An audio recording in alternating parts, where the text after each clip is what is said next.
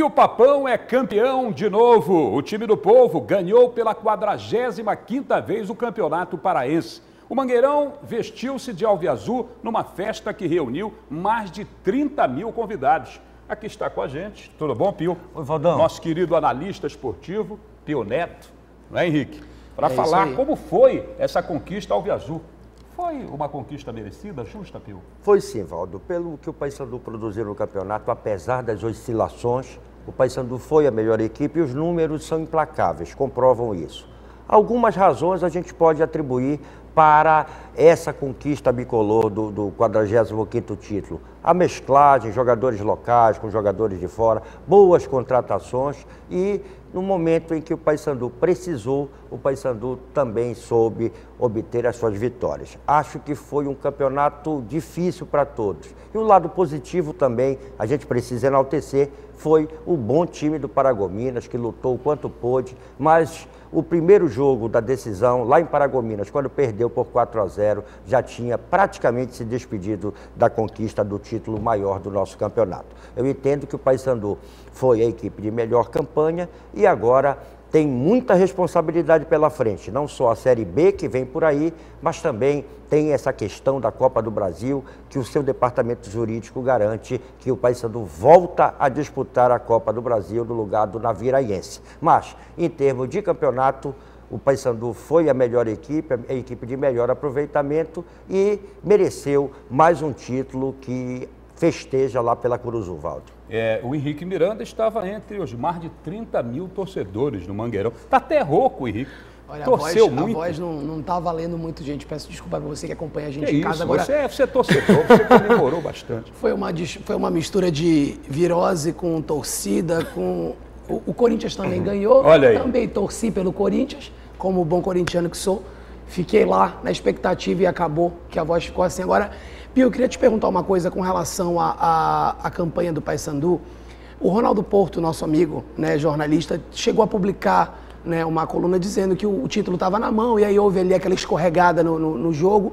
Muita gente falou que o Paysandu estava muito empolgado, que estava muito até de ego inflado, mas o aproveitamento foi... Chamaram sapato alto. Exatamente. Foi excelente, não foi regular, não foi uma coisa assim, digamos...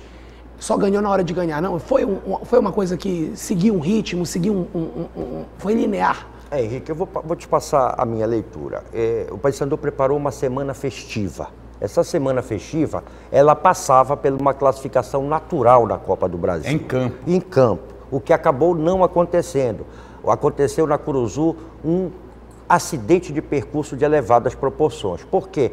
Porque o Paysandu, e aí eu atribuo o grande equívoco cometido, o Paysandu já entrou em campo classificado e esqueceu que precisava de 90 minutos para confirmar essa classificação. Durante o jogo, o Naviraense cresceu, acabou ganhando por 2-0, eliminando o Paysandu, e isso trouxe um certo abalo em relação ao jogo do domingo pela decisão do Parazão. São competições distintas? São, mas o momento psicológico do torcedor, ele foi um pouco abalado. No domingo houve o resgate, o Paysandu confirmou o favoritismo no Parazão e ainda teve a boa notícia, Henrique, que foi a eventual volta à Copa do Brasil. Então, se você somar tudo isso, a semana acabou sendo mágica para o Paysandu, embora esse tropeço dentro de campo tenha apagado um pouco o brilho da classificação em termos de Copa do Brasil. Essa volta à Copa do Brasil não está confirmada, mas o jurídico do Paysandu tem muita confiança porque foi a própria CBF que ofereceu denúncia contra os jogadores do Naviraense. Com relação à estreia na Série B, na sexta-feira, lá em Paragominas, Pio Neto, você acha que o Paysandu está encaminhando bem essa estreia com as contratações que fez até aqui?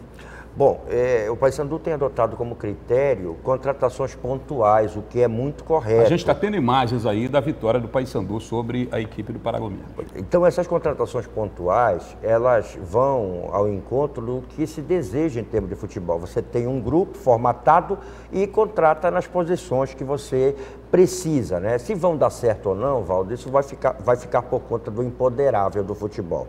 Normalmente são jogadores bem recomendados, avalizados pelo treinador, e a gente não sabe na sexta-feira quantos já poderão ser aproveitados. O que se sabe é que o time de sexta-feira que vai enfrentar o Asa é praticamente o mesmo que acabou de vencer o estadual. Então, a partir da entrada de jogadores, a nova zaga, 2 jogadores foram contratados, né? O Fábio Santos, que retorna, o Jean, o lateral esquerdo, que é um problema crônico da equipe do Paysandu, também tem jogador novo. Eu vejo que no gol o Paysandu tem uma deficiência muito grande. O Paysandu tinha no Paulo Rafael, pela Copa do Brasil do ano passado, pelo próprio acesso à Série B, um jogador no qual a torcida confiava. Mas veio a contusão, quando ele voltou da contusão já não foi o mesmo jogador. Paulo Vanzeler teve chances novamente, mas a torcida é sempre muito ressabiada em relação ao Paulo Vanzeler. E o Zé Carlos, que ontem foi o goleiro outra vez, mesmo na decisão, mesmo com a facilidade de um jogo em que o Paysandu entrou praticamente com o título conquistado pelos 4-0 em Paragominas, o gol do Paragominas, o gol do Jacaré que abriu a contagem, como a gente está vendo, a gente está podendo ver nas imagens, foi uma falha do Zé Carlos. E num momento muito complicado da partida, né, Valdo? Um momento, 4 minutos de jogo, uma equipe que vem em busca de motivação, consegue fazer um gol numa falha primária. Você foi até generoso com o Zé Carlos, porque eu achei uma falha primária o gol do time do Paragominas. Bom, de qualquer maneira, o Marcelo já foi contratado, um jogador... Penapolense. Um jogador que vem do interior de São Paulo, do Penapolense, estava em atividade até domingo, disputando aí aquela Copa Interior Capital lá do futebol de São Paulo, e seguramente, Valdo, é o jogador que veio para ser titular. Deve depender de alguma situação de regularização, mas para sexta-feira vai ser a grande aposta do Lecheva, e eu entendo a grande necessidade da equipe, pelo menos no primeiro momento. Bom, e só para fechar, o Paysandu que perdeu dinheiro, como o Remo também perdeu, porque se tivesse sido repar a decisão do campeonato, certamente cada um levaria aí coisa de 800 mil reais.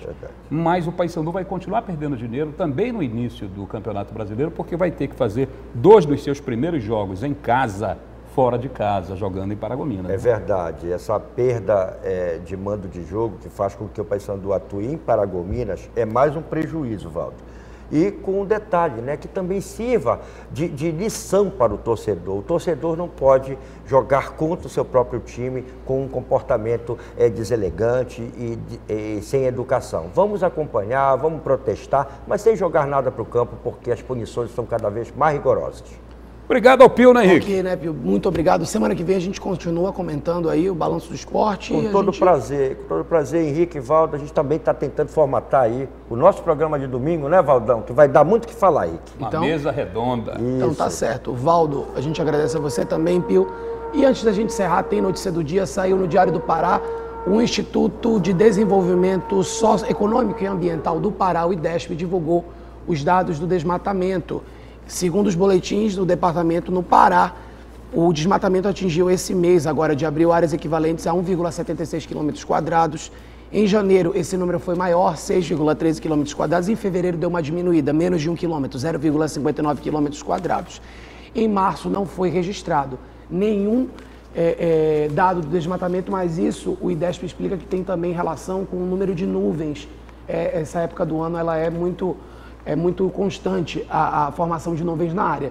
Isso aí acaba dificultando um pouco mais a atuação dos radares, né, dos próprios satélites também, e aí o Pará continua aí figurando como um grande desmatador da Amazônia. Quanto aos focos de calor, que também são chamados dos incêndios, né, ambientais, de acordo com os boletins do IDESP, em janeiro foram observados 167, em fevereiro 30, março 19, em abril 20 focos de incêndio. Isso continua colocando o Pará no topo aí dos dados do desmatamento. O Valdo Souza, o negócio ainda é complicado para o Pará, né? E muito complicado. E olha que existem pesquisas sinalizando para que até 2050 a temperatura do planeta subirá em 2 graus. Imagina, se hoje já tem esse desconforto todo por conta desses crimes ambientais, esses impactos promovidos pelo homem, imagina quando a temperatura estiver elevada a esse ponto. Existe até pesquisa da Embrapa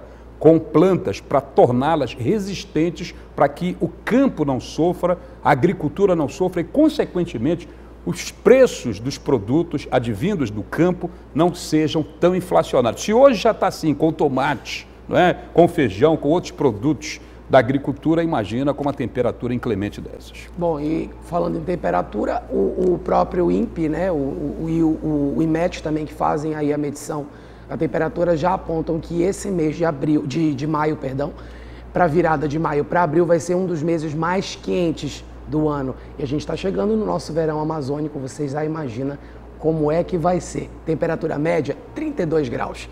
Então, é só esperar. O lado bom é que dá para pegar uma praia, né, Valdo? Isso. Se não der para pegar uma praia, a gente tem que se virar com ar-condicionado.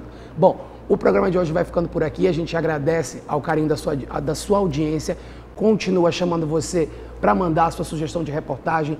O e-mail é o repórter17.tvbacana@gmail.com.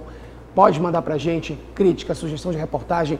Estaremos aqui para fazer o programa junto com você, eu, Henrique Miranda e meu amigo Valdo Souza. Amanhã a gente volta, né, Valdo? É claro, estamos no aguardo da sua interação. Participe, colabore. Você vai fazer com a gente o Repórter 17. A gente sabe que pode contar com você. Então, próximo programa a gente continua aqui. Espera você. Até lá. Tchau. Tchau. Se o poder público não resolve, se os governantes estão ausentes, se os problemas só fazem aumentar e ninguém se importa, chame o Repórter 17.